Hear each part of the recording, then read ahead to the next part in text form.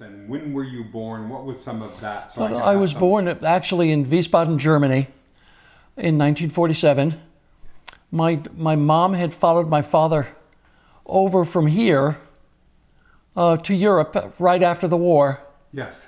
And they had met here and married here. And then she followed him over to Germany. So I was born in Wiesbaden. All right, and so you came here. Now, the early memories of you have. So where did you come to? To Texas? Oh, Texas was relatively late in the deal. I was in my late 20s. I'd married a woman from New York. Yes. We're both from New York, and. So tell me. All right. So take me back to who was 18-year-old Lance, because we're talking about 1960, that would be 68, 69, 70. Yeah, during that time. So this was a huge time in the United States, and huge. Give me a little bit about your consciousness. Yes. Of who you were and what was going on, and I mean, I was undergoing a spiritual upheaval of my own at the time.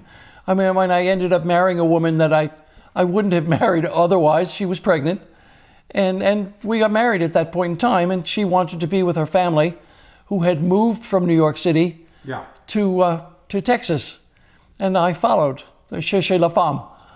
Yeah. I followed the woman from there to here, and that's how my life in Texas began. Were you in school? Did you have a sense? Did you like science? Did you like math? Who were you? I was a literature student and a drama student at the time, but really at that point in my life, it was.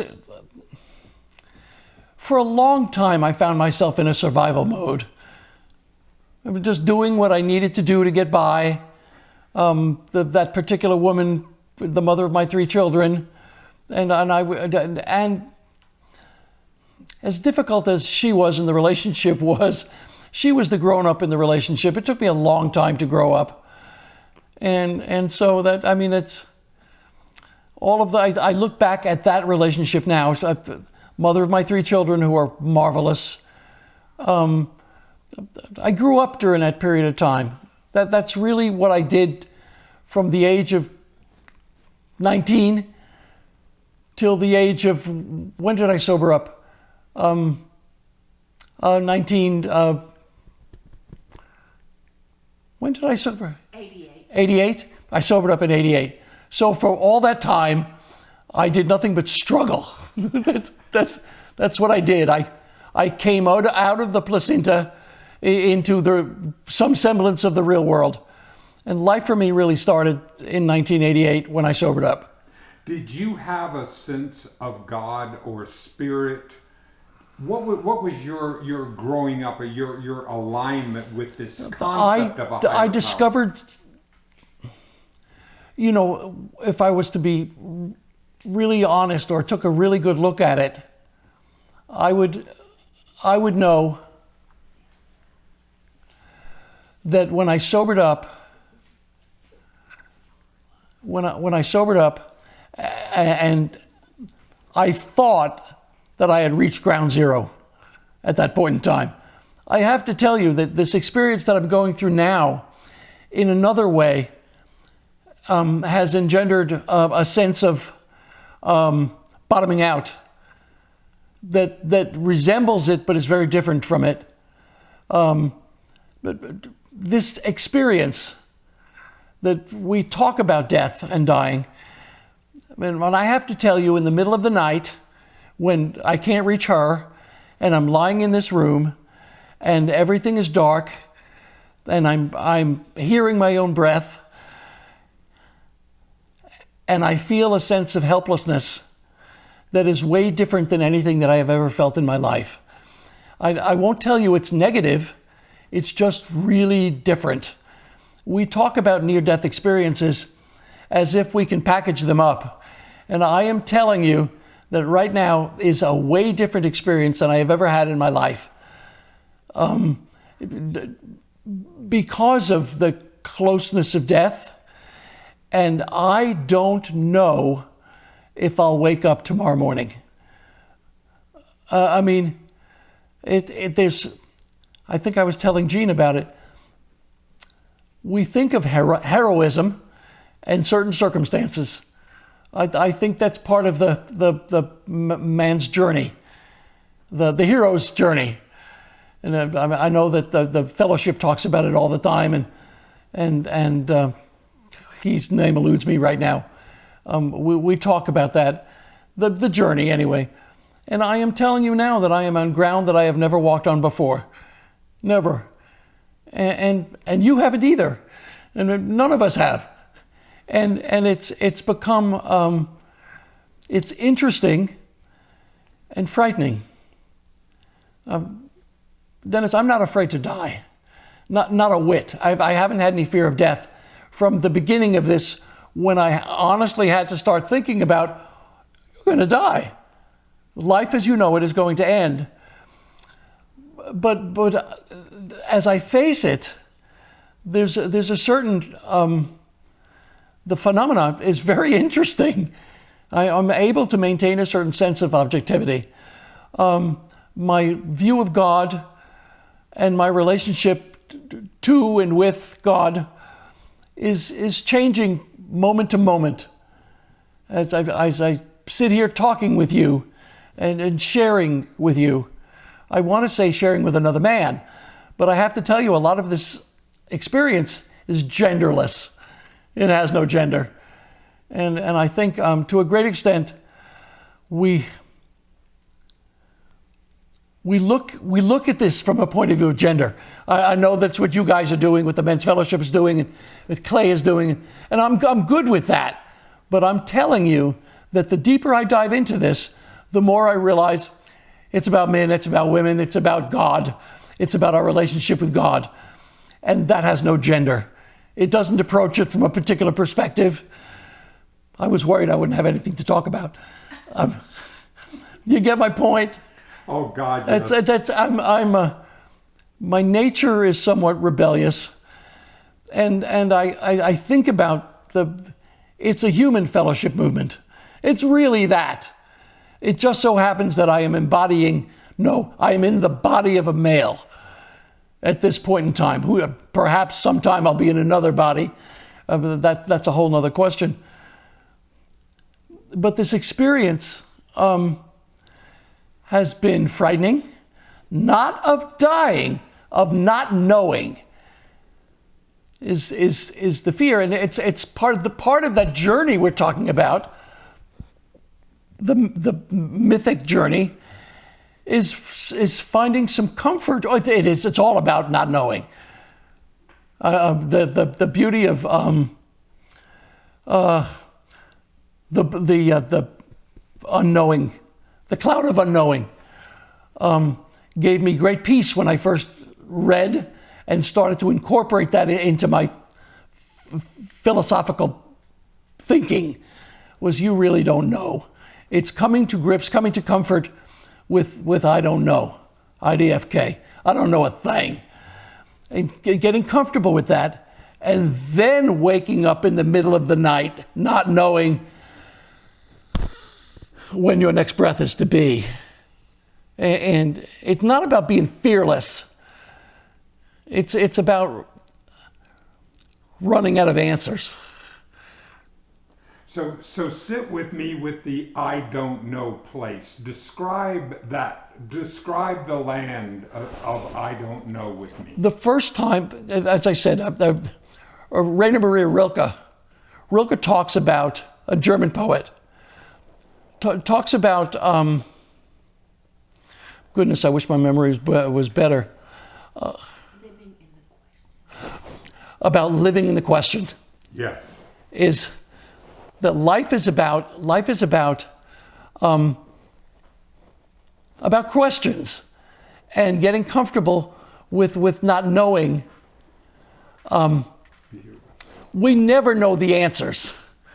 What we know is the questions, and learning to be comfortable with those questions until one day what filters down perhaps is answers. And when that happened, the first time that occurred to me, I'm talking like a couple of years ago. I'm going to be 73. And a couple of years ago, I realized that the juice of life is in getting comfortable with the questions that come up, not the answers. And I'm a bright guy, and I've lived an interesting life, and I've had a lot of experiences, and people find me intelligent and humorous. And I'm sitting here thinking, the real goodness in life is getting comfortable with the questions. You're never going to fucking get the answers. You may never get the answers. And the first time that and our boy Hawkins talked about presume no actual reliable knowledge of anything. Presume no actual reliable knowledge of anything. And that's exactly what happened to me. Was a deep breath, and I started to giggle. I just started to laugh when I realized that the most brilliant minds don't know anything. And I certainly am not one of the most brilliant minds, but I realized that I didn't know anything. And the comfort that I derived from knowing that we're all in the same boat is that in truth we don't know anything. And it's really very okay. Matter of fact, if you start from that point, maybe you can get some answers. But really the goal was not some form of scientific expedition. It's becoming, me personally, becoming comfortable with a sublime sense of ignorance. And then we can sit down without the crap inherent in which one of us knows the most, to just getting comfortable with being with each other. I've had friends some guys for over 20 years. And all of us, when we sat around and realized that we don't know much, it made life easier. The striving for who knows most, who accomplishes most, boiled down to just being alive and being together, being. And what rose up from the ashes of that was love. I wept. There are times, Dennis, you are Dennis, right? When I have so much joy in putting down all of my weapons and just loving the people and the situations in which I find myself. I will lie there in bed sometimes and just have tears streaming down my eyes. And I loved winning. For a long time in my life, it was about winning. And then I shut up. I just shut up. How did you make that turn from that? Because that's such an exterior to an interior. Well, some of it, has to do with, I've done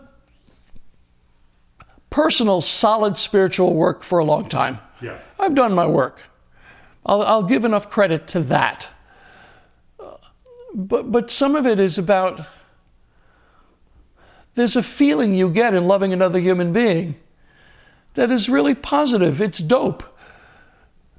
I mean, to be there for another person, it has to feel good. I'm guessing that's what's going on for me, is that it feels wonderful. Gene and I have always had a wonderful relationship. I mean, squabbles really weren't part of the deal. Sometimes we'd find ourselves at philosophical differences and certainly relationships of that nature. Long-term, loving, safe relationships provide you with an arena to allow the grit of life to irritate you, but you know you're not going anywhere. So you sit in the discomfort long enough to derive something from it. I've been taking personal inventory for a long time, and so I know I know what's mine. Everything is mine. and we go from there. I've been blessed with a woman who shares almost all of the sign philosophy that I do. It's translated differently, but into different. We language it differently. We approach it. But whereas Gene once said about me, "You're all about the words." I love the words. I love the philosophy. I love the Rilke. I love the good stuff like that. I mean, I've got 1,000 words. If you've ever heard me talk, it tumbles out of me, and I keep a lot of it. I can't say it myself sometimes, but somebody else can say it for me, and it stays. But love is, I hear myself saying this. Love is to love another person. Gene mentioned a couple that we haven't seen since this started, really. And my first thought was the joy inherent in seeing these people. Now, I'm not joyous in seeing everybody. I mean, I'm trained as a counselor. I enjoy everybody. And at a certain level, I'm in love with them. In love.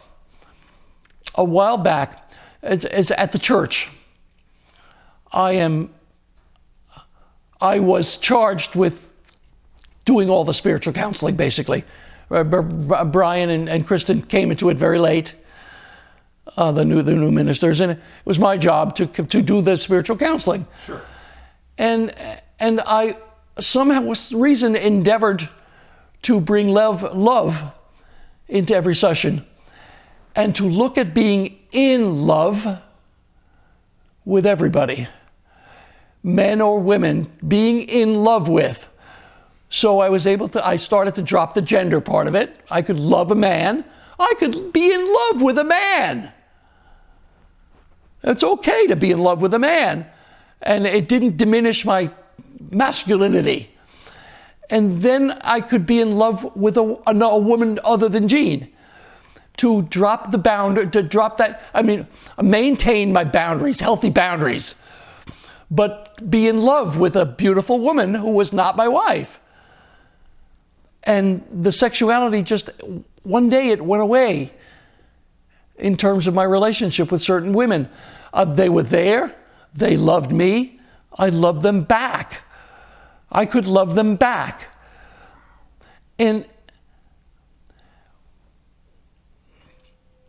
Lori Bell came up, Clay's wife, and we met. I'm not particularly close to her one way or the other, but I've gotten very deep into death and dying. This kind of brings us back full circle. Much of my counseling was in death and dying, and I think those who are dying, all of us. Love is really important. I mean it. I'm as quick-witted, and I have in my past been sharp, and I could be sarcastic, and all of those things. Somewhere along the line, Dennis, that stuff just went away. I realized it was counterproductive. It wasn't my most loving self. She's been a big help with that. Jean has been a great help with that, pointing out to me the difference between humor and being cutting. I mean, that's not funny. Yeah. She'd say, that's not funny. And over years of working with that stuff and surrendering the need to win at a different level for winning at another level, we stopped doing that. We stopped being the enemy. In your journey, in your counseling with those getting into death and dying, can you talk about your journey of learning as you began to help other people talk about it, experience it, and then how Sure. it's moving to you? I read a book. And the book was Who Dies? An investigation of conscious living and conscious dying. And my goal became to ease the burden, to help people learn to live with the hurt. And there was, God, I don't want to make stuff up. There was, to really be there for somebody, you almost have to be there for everybody as much as you can. And I wanted to be effective at what I was doing. And it started, I mean it started with Jean in the home, and it blossomed from there. I mean, Dennis, for most of us, we just want to be decent guys. I just want to be a good guy, and I want to be a beneficial presence on the planet. I don't see myself as a hero. All of the attention that I get for being who I am is at times uncomfortable for me. To be asked why you're special makes me want to laugh. I'm just a guy. You are, but you are the unique Lance. The one time this particular light has occurred. Sure. So I see each of us as identically unique. So we can claim our uniqueness and our specialness at the same time we accept our commonality as each of us being equally unique. I get it, and there are times when I'm comfortable with that. I speak well. I retain knowledge. I like people. Generally speaking, I do. Speaking from the podium, from the platform, is something that comes easily for me. I've been gifted with certain things I can do, and in my journey, I've taken what was given to me early on, and bound it up with the knowledge that's come to me fairly easily, and the reward that I get, that people love me and gravitate towards me. I'm fine with all that. I'm fine with this. I was fine with sitting in my chair in the morning, allowing the medication to take effect. Yes. I'm just going about my business. Did you come across very much to me when I've interviewed celebrities and performers? You have a lot of that in you. Did you have theater and performing? My degree was speech and theater. Yeah. And they told me early on in my life that I had a gift for that. It was nothing I sought out and nothing that I enjoyed doing. Really? And then somewhere along the line, when I went to school at Agape and was with Reverend Michael Beckwith, who is the ultimate performer. He is. He's just amazing. Oh, yes. And I said to myself, and maybe I said it to Jean, I can do that. I can do that. And was presented at this church, a wonderful opportunity amongst friends to speak. I mean, when Reverend Steve left, there was a hole. A big hole. Yes. From what I hear. Yes, and Brian and Kristen came, and they were not so interested in speaking, and I was. I discovered gold in the teachings, the New Thought teachings that I enjoy. Right. And was given an opportunity to talk about them, which made it wonderful. And then Jean and I were asked to do the 8 a.m. service, the early, small, contemplative service, which is right up our alley.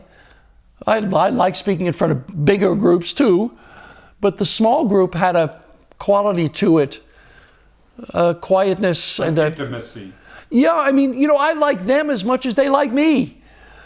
It's really a joy, and under this set of circumstances, where I'm too tired and too ill, how many people get an opportunity to do what I do with my wife? Are you kidding me? I mean, if you want to look for a gift in my life, so holy mackerel. I get to do this with my wife, who is my equal in every way. I'm not the star. And we went to school for 4.5 years together. I have no idea how we paid for it. We did. You want proof that Spirit works in our lives? We did. Can you talk about some of the gold, some of how the depths of your learning of metaphysics over this time you've been teaching it? Because I found in my own life that I know it intellectually, but if I teach it, I learn it even deeper. Well, that we learn best that which we teach. Reverend Michael Beckwith, my master teacher, taught Science of Mind. It was Ernest Holmes. Right. And I can't really tell you, Dennis, when that stuff started to sink in. But when it started to sink in school. I mean, I did 4.5 years of studying metaphysics, and then one day it just became part of my language, the language of my life. And we were in class, 2.5 years studying metaphysics. I laugh when we talk about the LUTs, which is Unity's way of doing it. And I did nothing but study that stuff and learn that stuff and talk about that stuff. And the competitor in me wanted to know a lot. It really wanted to know a lot. And there was one point where we were doing final papers. There were 3 of us in my home in California, all writing our papers together. We each had 3 different stacks of resource material. It was an open book, doing our papers. I don't know how, but we had 10, 20 days to get them done. And then you're talking about them, teaching them. Recently, we did an 8 a.m. service in which I played the music from Mrs. Solemnis on the Benedictus. Benedictus qui venit nomine Domini. And that was the music we used for my memorial, but for my thing I did for school, write your own memorial. And so I had at my fingertips, and by the way, I sung with the Austin Civic Chorus, with Chorus Austin for 6 years, and Gene for 20. And so our backgrounds lend themselves to the sacred, and hers more so than mine. And then one day, technique turned into philosophy and turned into lifestyle. And that which is holy is important to me. I think one of us did a talk, I can't tell you which. The title of it was That Which Is Holy. and so I don't know how it all comes together. Do you? You know what I mean? I don't. It does. One thing I have experienced and that I know is that the universe is interactive, that it will respond to my internal consciousness. If whatever it is, it has only one answer. What is it? The universe has only one answer. Maniacal in its efficiency. The universe is maniacal in its efficiency. Quantum physics. Susie Lula. So it's, as we talk about this and I go through this experience, and as I process that which I know is sure, the universe is maniacal in its efficiency. Mm-hmm. What goes in goes. Nothing but God here. What do you say it out loud, Gene? I can't hear you. Yeah, There's please. nothing but God here. What? Nothing but God here. Nothing but God. But God. There's nothing but God here, which is my, it's my ultimate saying. I've made it up. One day, no, I didn't actually. Reverend Coco at Agape did. There's nothing but God here. I was doing a practicum, and at the end of the practicum, she looked at me and she said, remember, there's nothing but God here. NBGH. So it all comes down to that. And I want to talk a little, because I have spent over 25 years in the rooms and the effect of the 12-step movement and just Sure. this entire the entire process of how it works. My wife and I are both practice the 12 steps every single day as we work and go to meetings and study the big book. And yeah. So can you talk about Well, that it was the experience? beginning of, I think up until that point, I'd never taken any conscious steps, aware steps of spirituality. I mean, I grew up in the Orthodox Jewish tradition, but only in name. It was there all the time. My Jewishness, over the last few years, 10, has become more important to me, been vital to me, through the work of Abraham Joshua Heschel and people of that nature. So I don't know when I started to take a look at that, but it became important to me. And in school at Agape, we each had to choose a metaphysician. And I chose Abraham Joshua Heschel because of his Jewishness. And my teacher wouldn't have let me choose him. I had to choose somebody else. I chose John of the Cross, diametrically opposed. But I realized that my spirituality had many facets. Harkening back to the 12-step movement, that was the beginning of me looking inward deliberately. But I had been looking inward since I was a child. It's track and field. While running, I have a picture of me running a quarter mile, and I vividly remember what was going through my head at the time was spirit.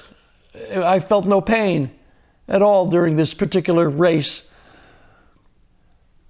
And then the alcoholism, drug addiction, failed relationships brought me to my knees, or I thought they did. Actually, death has brought me to my knees too, much kinder. It's been much kinder, I believe. But all of it, I think we're like storage facilities for God and for goodness. Yeah. And as we talk about spirit, we think we know why we're here. One of the things that has occurred to me as this part of my journey is that there's more going on here than we're capable of knowing. And so that what we identify as this, it may be something altogether different than that. And it harkens back one more time to the ignorance. My own knowing gets in my way. Oh, of course it does. I mean, the Veda talks about that. It's all this, whatever this is. And so, Dennis, am I positioned okay still? Perfect. Yeah, I mean, it's in these conversations, my friend. That's really, and we were talking about love. And we talk about, incidentally, loving ourselves as if that's easy. It might be easier if we didn't think we'd identified it. The moment we start identifying things, we put ourselves in a corner and we start our study from there, when it may be broader than that. So how has your journey in loving yourself? Because so many people in my life, so many humans that I have met, that we are harder on ourselves than anyone else, and that So that journey of self-compassion. Yes. Could you talk about that? I will. I didn't have the foggiest notion about what that was about. And I was away at a intensive, I don't remember what Dr. Sue Mortar, but I was away for 3-4 days in Indianapolis with Dr. Sue. And one day she came around the table. She had been working on me. And we were talking about loving ourselves, and she said, if you don't love yourself, you can't love me. And if you can't love me, you can't love God.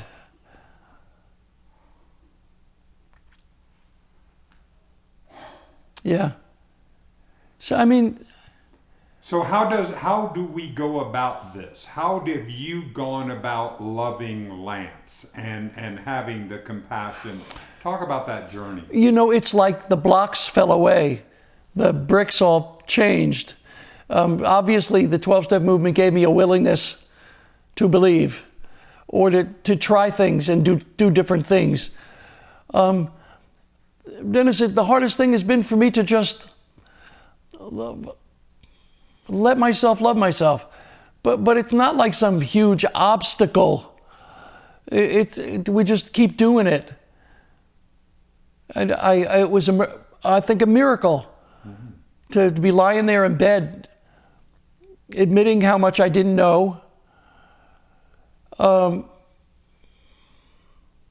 knowing I was going to die. It's been a long time I've known I was going to die. I didn't know this was going to kill me. And just being okay with everything. Just relaxing. I mean, I wish I could identify for you. It was certainly became key somewhere to admit that you got something going on, guy. You have something going on. And to be comfortable with my own brilliance. I mean, there's nothing wrong with seeing my own goodness and brilliance, and we mitigate against our own best selves for fear that we'll appear braggadocious or something of that nature, when we ought to be okay somehow shouting it out from the rooftops. And I've been given permission to do that. I gave myself permission to do that. You gave me permission to do that. The church gave me permission to do that. You're really hot stuff. Maybe. That's a possibility. I could be that. Instead of wanting to close it up for fear of appearing egotistical. But isn't egotism when it says that I am brilliant and you're not? But the truth is that I am brilliant, and so do you manifest the exact same and so could you be too. Through the way you do it. Through the way I could not do it, but through the way you do it. You know, when we talk about it is the Father's good pleasure to give us the kingdom. Me? Yes, me. It is. There's a lot of scripture that ties itself into that. Yeah. And it's so my journey has been to discover that which has always been there. I mean, well, we know that. I mean, we say it in many, many different ways. And I think that it's time for me to confess it. To come to grips with the goodness that is inherent in all of us. Mm-hmm. But the only one that I could attach to is the one in me. How has your experience with other people who are experiencing this with you, or when they come to visit, the ability to receive their love and to receive their own challenges as they sit with you and try to have their own experience, their own doubts, their own senses as they are. Could you talk a little about that? You know, I think we can only address ourselves. It's for me, this has been very, very personal. Talking with you, talking with Jean. I think I said earlier, that I have my gifts. I have certain gifts. I'm not altogether comfortable talking about those.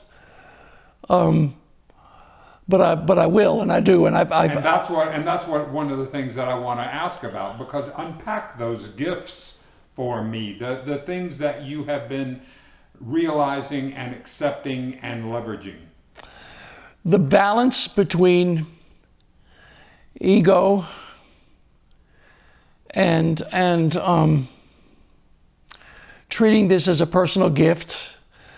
The humility has been easy at this point. Well, how much easier does it get? I'm dying. And when realizing that I am not in control of anything. I'm not. And being okay with that. I mean, that's a 12-step concept that we've learned a long time ago.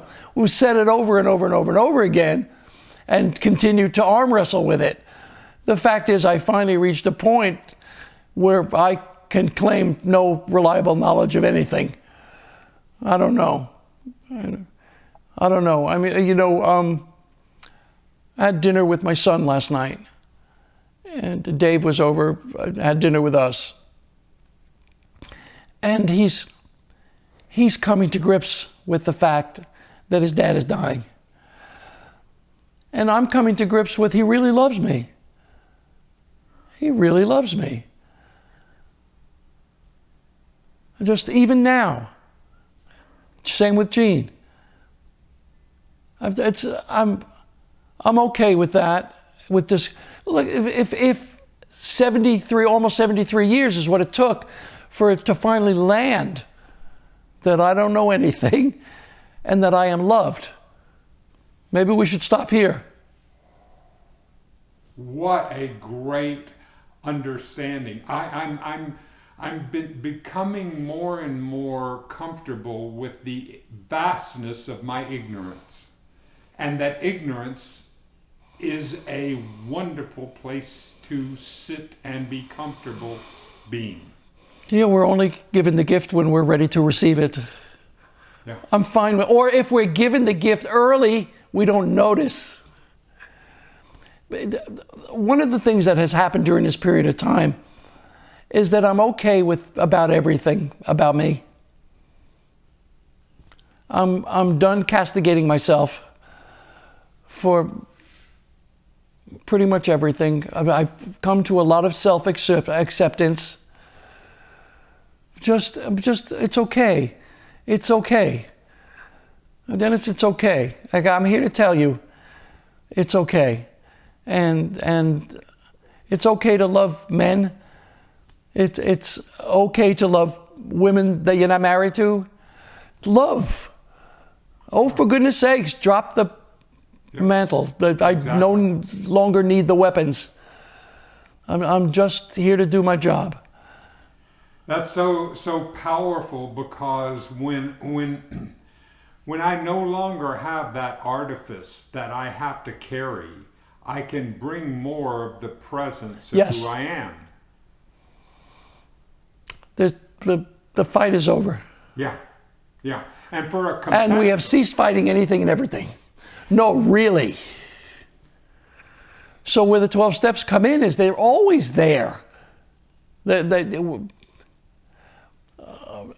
It's foundational for me.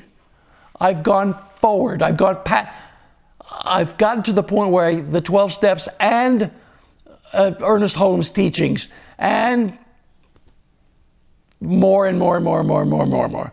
Yeah. There's no need for one to be better or more powerful or it just. We were talking a while back. Who was visiting me? One of the guys I sponsor, and we were talking about apple pie, good apple pie. We had a company bake some apple pies. And I said, let's forget about the war. I'm done with the fighting. Let's eat the fucking apple pie. Can we eat the apple pie?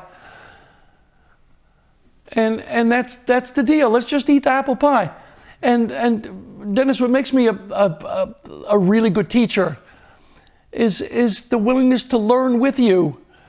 It's not just me. And I'm not so smart. You know, the universe, if there were such a thing as a one-way blessing, the universe would spin out of control. It Right. doesn't work No, that you're way. absolutely If right. I am not receiving at the same time I'm giving, that is one of the laws of the universe. And then there's something wrong with my receptors. Right. No, it is a law. But just at the moment, my mind isn't working the way I wish it would. It's part of what's made this part of the journey so much fun for me.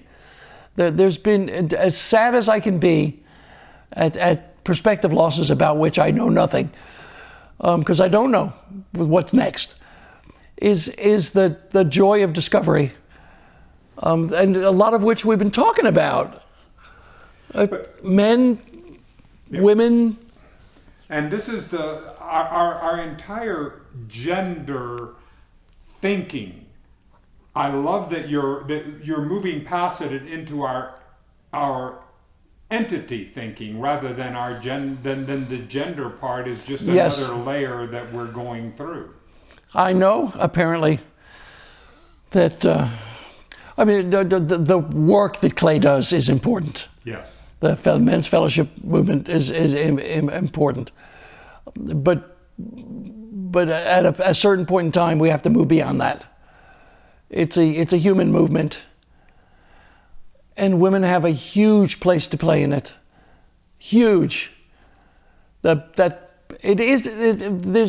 don't know about a men's perspective and a woman's perspective. I don't know about that. I do know what we've been talking about today is important, male or female. Well, I want to ask you something. One of the things that I do when I do comedy, I talk about testosterone poisoning. That testosterone is one of the toughest drugs that any consciousness can be subjected to. And as we work through that and learn through that as part of that, and can you talk anything about that? Yes. To make a long story short, somewhere along the line, I became really uncomfortable with my toxic masculinity and found myself, and Jean wouldn't put up with it for a long time, wouldn't put up with that crap, and called me on it all the time, pretty regularly. With Jean is the first relationship I have ever been faithful in, and for 30 years I've been faithful. And it's the only relationship that I'd ever been faithful in, and I realized that this was a huge failing. And when it occurred to me how hurtful it was to other people, to the women in my life, that I was unable to stay faithful, it disgusted me about me. It really did. And it was painful, and I decided to change it. And at Agape, I mean, you know that most of the spiritual work that there's a men's fellowship because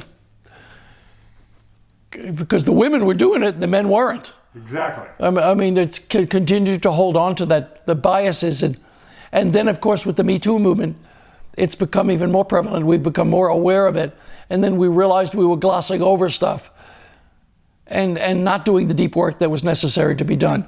Hence, the Men's Fellowship Network, and that whole movement became very prominent. I don't mean to diminish that a bit. It's really important work. I just wish we'd quit doing the same thing over and over again, expecting a different result. Exactly. I was like, okay, I get it. Let's do that. And we have begun to do that. But the New Thought movement, of which I am very involved in, is made up primarily of women. Women are deliberately trying to better themselves in a spiritual way. Even though we talk about Phineas Quimby, and then we go to Mary Baker Eddy and Emma Curtis Hopkins, and huge, all these women that brought this into. Yes. Yeah, and have been, and they were the motivators. They really were. Yeah. The difference between Charles Fillmore and Myrtle are way different. Yeah. Huge. So it's But I don't want to throw the baby out with the bathwater. No, I mean, but this is where we're in this 2020 and beyond. So in this journey that you've been giving, have you seen a balance between giving and receiving, like being able to receive the love and attention that as you're going through? You know, I see receiving as an upper level skill.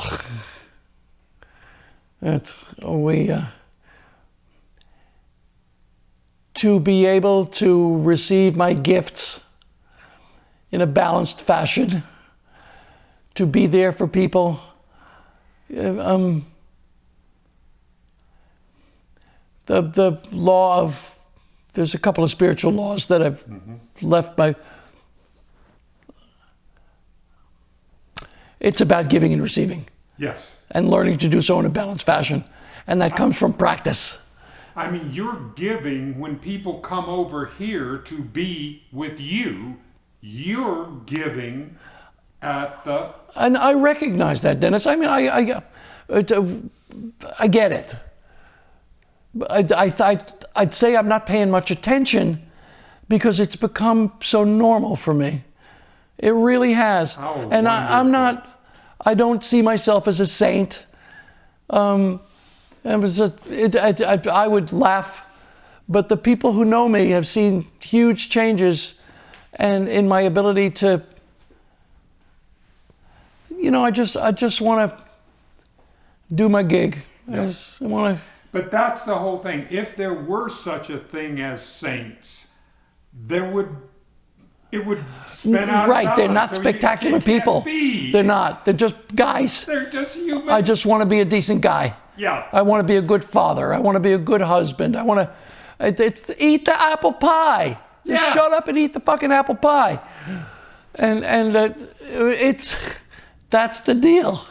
Yeah. And not. I've sponsored guys for over 20 years. Certain guys for 20 years. I've been sober.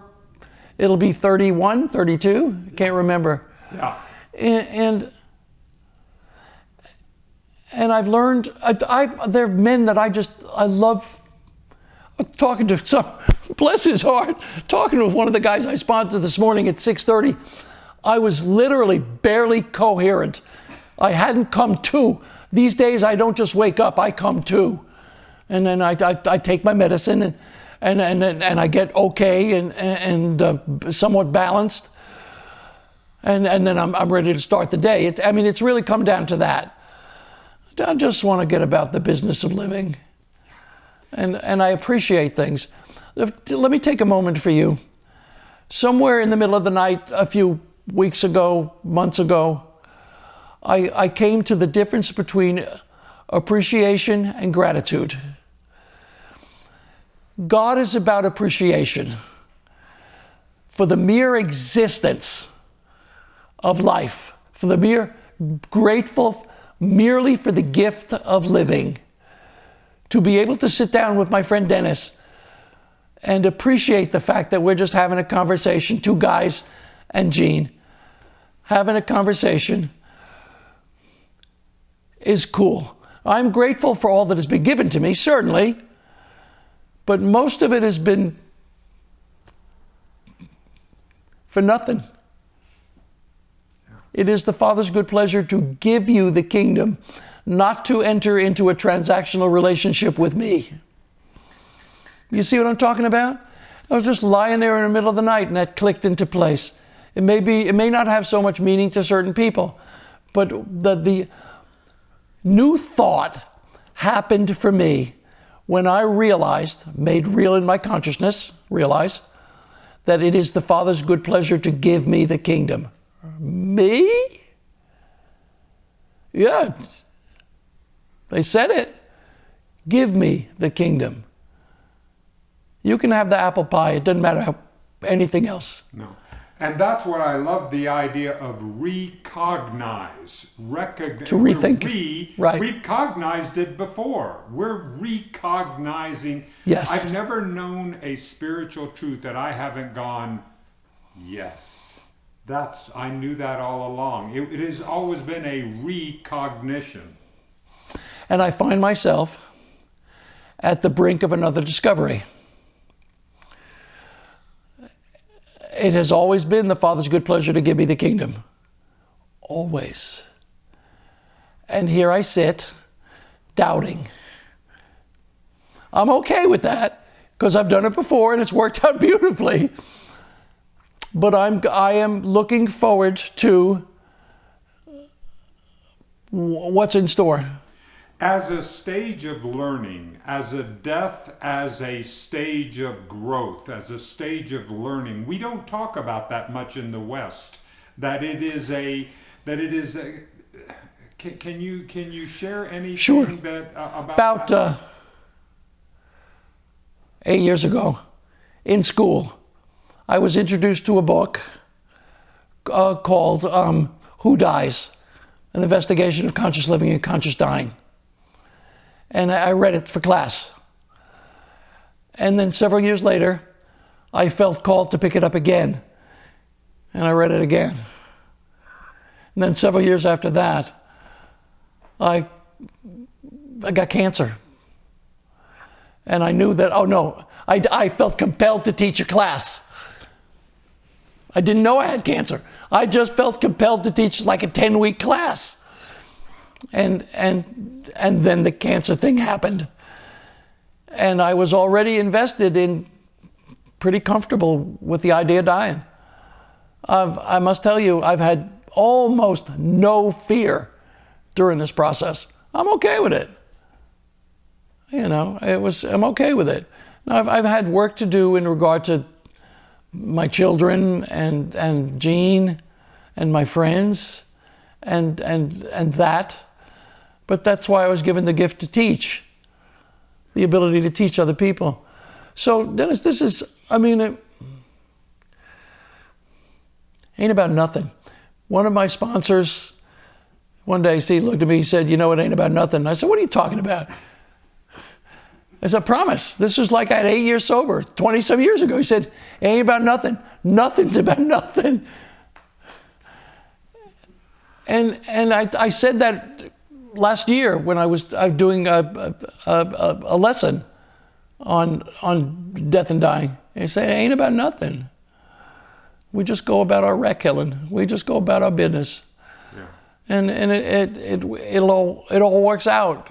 Yeah. It does. And as the experience of this journey, this gate paragate parasamgate bodhisvaha, hail the goer, the journey that you're making, the journey that you are making at this time. Do you feel it do you experience it at deeper levels at different times Yeah, sure I do. Sometimes, I talked about lying in bed at night. She's fallen asleep and I'm still awake because the steroids stimulate me and life stimulates me. And I'll just be lying there in bed, recognizing, not thinking, just basking in the goodness, bathing in it, in the feeling of well-being. I've run the race. I've literally, that went through my brain. I have no more amends to make. I'm not afraid of anything. I'm good. I have my sadness. I have my tears. But I'm not missing anything. There's nothing to do, to accomplish. I may call my ex-wife, I don't know. But to be there with my boys, and my daughter, and realize that they admire me is a big deal. That's a huge deal. That's a huge deal. It's an amazing deal to be able to feel that circulation of love, the reciprocity. Oh, Dennis.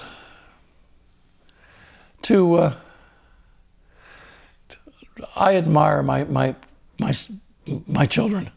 I have 3 amazing children. One's a teacher, one's an attorney, and my daughter's an oil and gas accountant.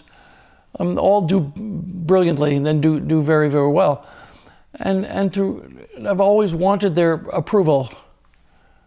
And realized that not only have I had it, to not seek the approval of others with no arrogance. I don't have to get in your face to not need your approval. I can love you and not need your approval. That is a huge hurdle for us to go through. Going to Agape and studying with Reverend Michael, Jean and I, for 4.5 years, we moved. We picked up and moved in order to do that. That was her courage. I've leaned on Jean's courage for 30 years. She would say, do this. I'd say, you're crazy. And then we'd do it. And we'd succeed. And we discovered the universe's benevolence that way, that we have been given the kingdom. There's so many gifts. The notion, the abundance of the universe, let's talk about that for a minute. Please. I've stopped being surprised when my needs are met. I don't even know what it is that I was needing. But I can turn around and realize, oh my goodness, one of my needs has just been met. That you didn't even know. I didn't know. I maintained, I'll show you the passage sometime in Foundations of Mysticism, Goldsmith, where he talks about that notion that it's not about a particular thing. Its abundance is an overall state of being. And that it's not like sitting on an egg and hoping it will hatch. You can do that. That's 2nd level consciousness. 4th level consciousness is knowing that God as me. As me. And it happened to me. One day it happened to me. So how can I be afraid of dying? I mean, really, whatever it is good enough. Anything else that we want to say today, that we want to talk about today, that's on your mind or on your heart? Where is that Goldsmith, Gene? Would you hand me Foundation of Mysticism?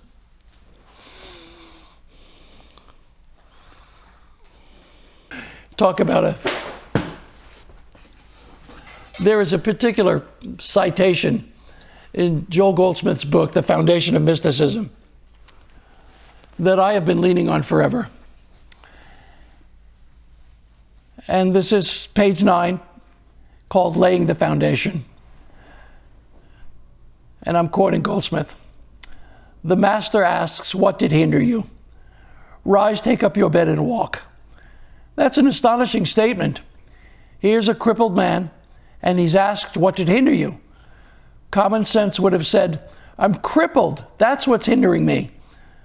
But the master saw that, and still he said, what did hinder you? Rise, pick up your bed and walk. In other words, that which is binding you isn't power.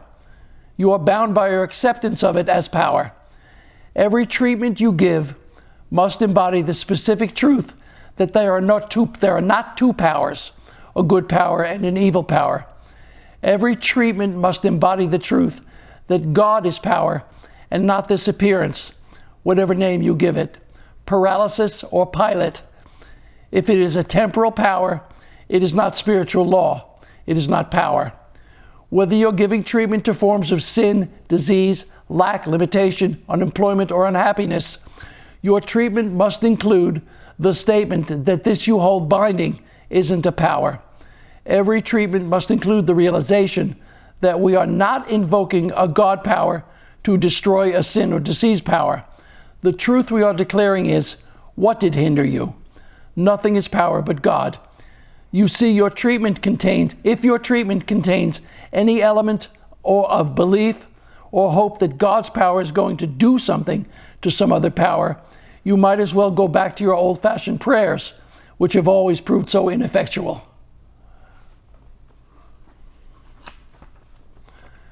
There you go. And that has been my philosophy now for years. There's only one power in the universe, God. Nothing but God here. No power but God. No power but goodness. There you go.